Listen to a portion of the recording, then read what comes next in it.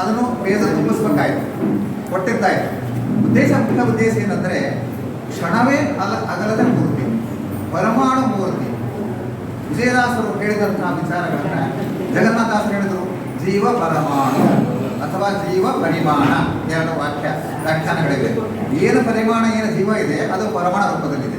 ಇಂದು ಜೀವ ಏನಿದೆ ಅದು ಪರಮಾಣ ರೂಪದಲ್ಲೇ ಇದೆ.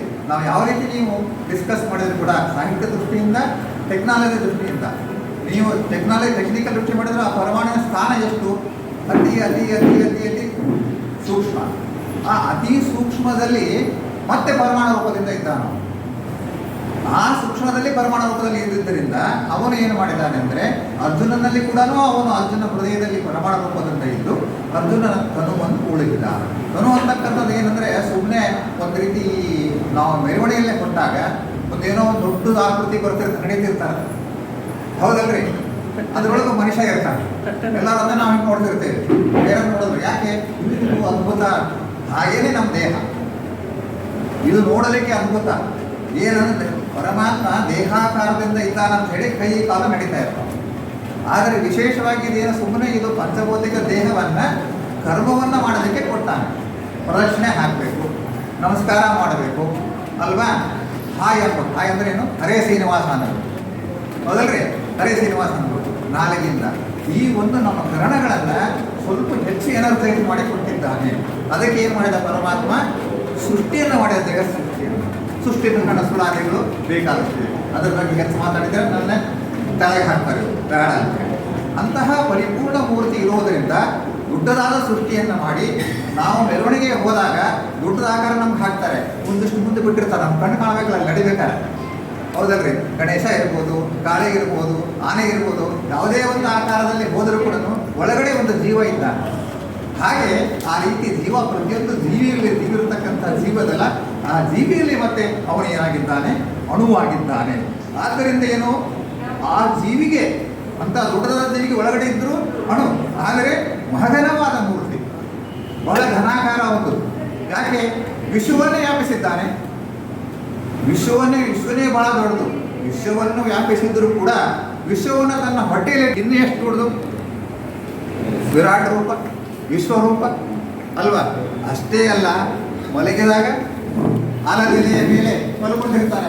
ಸೃಷ್ಟಿ ಮಾಡೋಕ್ಕಿಂತ ಮುಂಚೆ ಅಲ್ಲಿನೂ ದೊಡ್ಡ ರೂಪನೇ ಅದು.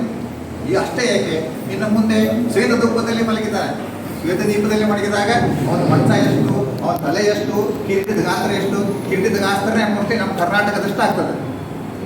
ಅಂತ ಕಿರೀಟವನ್ನು ಬಲಿಚಕ್ರವರ್ತಿ ಕದ್ದುಬಿಟ್ಟು ತಗೊಂಡು ಓಡ್ತಾ ಇರುವಾಗ ಶೇಷಮೂರ್ತಿ ಅವನ ಬೆನ್ನತ್ತಿ ಪಾತಾಳ ತನಕ ಹೋಗಿ ಅವನು ಹಿಡಿದು ಬಡದು ಕೊಲ್ಲಿಲ್ಲ ಅಷ್ಟೇ.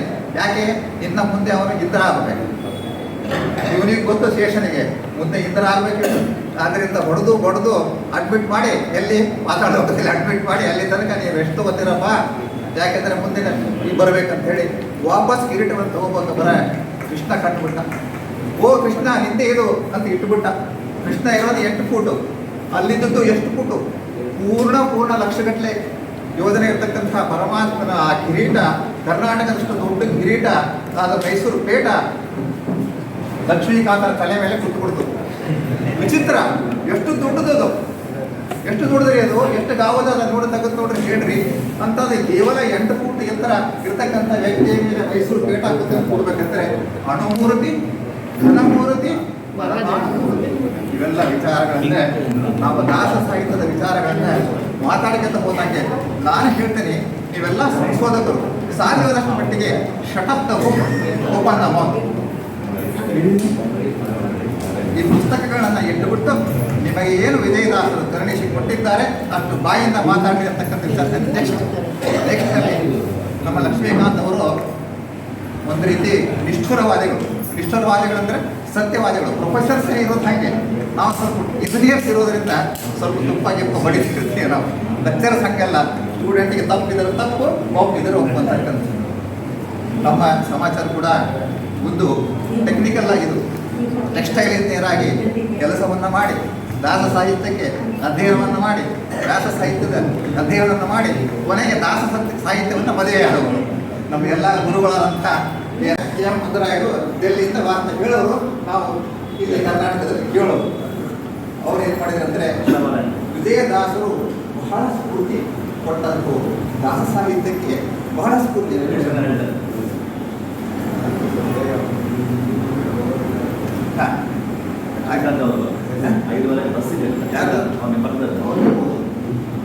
ಅವರೇ ಜಾಸ್ತಿ ಟೈಮ್ ತೊಗೊಂಬಿಟ್ರಲ್ಲ, ಟೈಮ್ ಜಾಸ್ತಿ ತೊಗೊಂಬಿಟ್ರು ಅವರು. ಅವ್ರು ಹೇಳ್ಬೇಕಾರೆ ಅವರು ಪ್ರೊಫೆಸರು, ನಾನು ಇಂಜಿನಿಯರು, ಆಮೇಲೆ ಆಯ್ತಾ.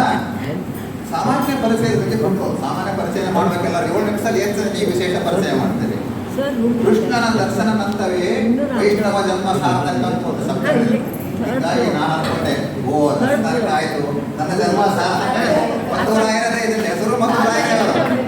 ಬಹಳ ಧೈರ್ಯದಿಂದ ಏನಂತ ಅಂದ್ರೆ ಕೊನೆಯಲ್ಲಿ ಇದು ಮುಖ್ಯಾಂಶಗಳು, ಕೊನೆಯಲ್ಲಿ ಮುಖ್ಯಾಂಶಗಳು ಅಂತ ಹೇಳ್ತಾರೆ. ಒಂದ್ಸಲ ಹೇಳ್ಬಿಡ್ತಾರೆ. ಮುಖ್ಯಾಂಶಗಳು ಏನು ಹೇಳಿದ್ದಾರೆ ಅಂದ್ರೆ, ಕೃಷ್ಣನ ದರ್ಶನವ ನಂತರವೇ ವೈಷ್ಣವ ಜನ್ಮದ ಸಾರ್ಥಕ. ಆದ್ದರಿಂದ ಮಧುರಾಯನೇ ಹೇಳಿದ್ದಾರೆ. ಚಪ್ಪಾಳೆ ಕೊಡ್ರಿ, ಬಸ್ ಲೇಟ್ ಆದ್ರೂ ಪರವಾಗಿಲ್ಲ, ಇನ್ನೊಂದು ಬಸ್ಸಿಗೆ ಹೋಗ್ಬೋದು. ಇನ್ನ ನಮ್ಮ ಬಹಳ ಕ್ಲೋಸ್ ಇರ್ತಕ್ಕಂಥ ಡಾಕ್ಟರ್ ಎಲ್ ಸುಧಾ ಅವರು ಹೇಳ್ತಾರೆ, ವಿಜಯದಾಸರ ಕೃತಿಗಳಲ್ಲಿ ನೀತಿ ದಾಸ ಸಾಹಿತ್ಯ ನಡೆದು ಬಂದ ದಾರಿ ಯಾಕೆ ಹುಟ್ಟಿಸಿದೆ ಅಂತ ಹೇಳಿ ಕೇಳ್ತಾರೆ ಅವರು. ನೀವು ಉಡುಪಿಗೆ ಬರಬೇಕಾಗಿತ್ತು, ಗುರುರಾಜ ಕುಶಟ್ಟಳ್ಳಿ ಅವರ ಪ್ರೋಗ್ರಾಮ್ಗೆ ಹಾಜರಾಗಬೇಕಾಗಿತ್ತು. ಆದ್ದರಿಂದ ಆಯ್ತಾ, ಕೊಡುವವನೇ ನೀನೆ, ಒಬ್ಬವನೇ ನೀನೆ, ಜರಿಯೇ ಬೇಡ ಹರಿಯ ಅಂತಕ್ಕಂಥ ವಿಚಾರಗಳನ್ನು ಹೇಳ್ತಾ ಇದ್ದಾರೆ. ನನ್ನ ಟೈಮ್ ಕೊಡಬೇಕು, ನಾನು ಪ್ರೊಫೆಸರ್ ಜಾಸ್ತಿ ಏನು ಮಾಡಬೇಕು, ಸಾಲ ಮಾಡಬೇಡ, ಸಮಯ ಕೇಳಬೇಡ ಅಂತ ಹೇಳಿ ಬೇರೆ ಏನು ಮಾಡಬೇಕು. ಆ ವಿಚಾರ ಇದೆ ನನಗೆ, 2 ನಿಮಿಷ ಸಮಯ ಕೊಡಲೇಬೇಕು ಅಲ್ಲ. ಹೊಲದಲ್ಲಿ ಶಲ್ಯನೇನ ಬಲದಲ್ಲಿ ನಾನು ಹೊಲ ಇತ್ತಂತ ಹೇಳಿ ಅವ್ರು ಏನು ಮಾಡಿದ್ರು, ಕೃಷ್ಣನನ್ನು ಬಿಟ್ಟ ಶಲ್ಯನನ್ನು ತಗೊಂಡ. ಯಾರು ಹೊಲ ಬಹಳ ಈ ಶಲ್ಯನಲ್ಲಿ ಅವನ ಹತ್ರ ಇದ್ರೆ ಸಾಕು ಅಂತ ಹೇಳಿ ಕೃಷ್ಣನನ್ನು ಬಿಟ್ಟ ಶಲ್ಯನನ್ನು ತಗೊಂಡ. ಬರೀ ಹೊಲ ಉಪಯೋಗ ಇಲ್ಲ, ಯಾವ ಹೊಲ ಬೇಕು, ಹರಿದಾಸರಿಗೂ ಬೇಕು, ಅದನ್ನು ಬರೆಸಿಕೊಟ್ರು. ಆದ್ದರಿಂದ ಧರ್ಮಕ್ಕೆ ಭಕ್ತಿ ಬೇಡ ಅಂತ ಹೇಳಿ ನಮ್ಮ ಸುಧಾ ಅವರು ಹೇಳಿದ್ರು. ಇನ್ನ ಪ್ರಿಯಾ ಪಾಣೆ ಹರಿದಾಸ್ ಅವರು ರನ್ನರ್ ಇಟ್ಕೊಂಡ್ರು. ರನ್ನರು ಒಳ್ಳೆಯವರೇ, ಯಾಕೆಂದ್ರೆ ಗವಾಸ್ಕರಿಗೆ ಗಾಯ ಆಗಿದ್ದಕ್ಕೆ ಟೆಂಡೂಲ್ಕರ್ ಇಟ್ಕೊಂಡ್ರು. ಇಬ್ಬರು ಒಳ್ಳೆಯವರೇ ನಡೆಯುತ್ತೆ. ಯಾರಿಗೆ ಮಾರ್ಕ್ಸ್ ಕೊಡ್ತೀರಿ? 50-50. ಆದ್ದರಿಂದ ಪ್ರಿಯಾ ಪಾಂಡೇಶ್ವರ ಹೇಳಿದ್ರು, ತೀರ್ಥಯಾತ್ರೆಯ ಮಹತ್ವ. ಒಂದು ನನ್ನ ಉಡುಪಿಗೆ ಬೆಂಗಳೂರಿನ ನಾವು ಬಂದು, ಬಿಜಾಪುರದಲ್ಲಿ ರಾಯಚೂರಿನ ಪ್ರೊಫೆಸರ್ ಸಾಹೇಬರು ಬಂದ್ದಾರೆ, ಗುಲ್ಬರ್ಗದಿಂದ ಇವರು ಬಂದ್ದಾರೆ. ಆದ್ದರಿಂದ ಯಾಕೆ ಬಂದ್ವಿ? ಉಡುಪಿಯ ಕೃಷ್ಣನನ್ನು ನೋಡಲಿಕ್ಕೆ. ತೀರ್ಥಯಾತ್ರೆಯ ಮಹತ್ವವನ್ನು ಬಹಳ ವಿಶೇಷವಾಗಿ ಹೇಳಿದರು. ನಿಜವಾಗಲಮ್ಮ ನಿಮ್ಮನ್ನೆಲ್ಲ ನೋಡಿದರೆ ಸಾಷ್ಟಾಂಗ ನಮಸ್ಕಾರವನ್ನು ಕೃಷ್ಣನ ಗೋಪಿಚಂದನ ಇದರಲ್ಲಿ ಬಂದ, ಗೋಪಿಚಂದಲ್ಲಿ ಬಂದ ಅಂತ ಹೇಳ್ಬಿಟ್ರು. ಗೋಪಿಚಂದನವೇ ಚಂದ, ಅದೇ ಅಂದ, ಅದೇ ನಮಗೆ ಏನಪ್ಪ ಅಂದ್ರೆ ಸಿನಿಮೆಯ ಪೂರ್ತಿ ಇದ್ದಾನೆ ಅಂತಕ್ಕಂಥ ಹೇಳಿ ಮುಂದೆ ಹೋಗ್ತಾನೆ. ಯಾಕಂದ್ರೆ ಪ್ರೊಫೆಸರ್ ಬೈತಾ ಇದ್ದಾರೆ ನನಗೆ. ಇನ್ನು ಕಂಪ್ಲಿ ಮೇಡಮ್ ಅವ್ರ ಬಗ್ಗೆ ಹೇಳಬೇಕು. ನಮಗಿಂತ ಎಷ್ಟು ಹಿರಿಯರವರು, ಅವರು ಏನಂದ್ರೆ ಪ್ರೊಫೆಸರ್ ಅವರು ದಾಸ ಸಾಹಿತ್ಯದ ಮೊದಲೇ ಘಟ್ಟ, ದಾಸ ಸಾಹಿತ್ಯದ ಎಲ್ಲೇ ಘಟ್ಟ, ಈ ದಾಸ ಸಾಹಿತ್ಯದ ಈಗಿನ ನಿಜವಾದ ಘಟ್ಟ ಇದನ್ನು ಕೂಡ ಹೇಳಿ 22ನೇ ಮಕ್ಕಳ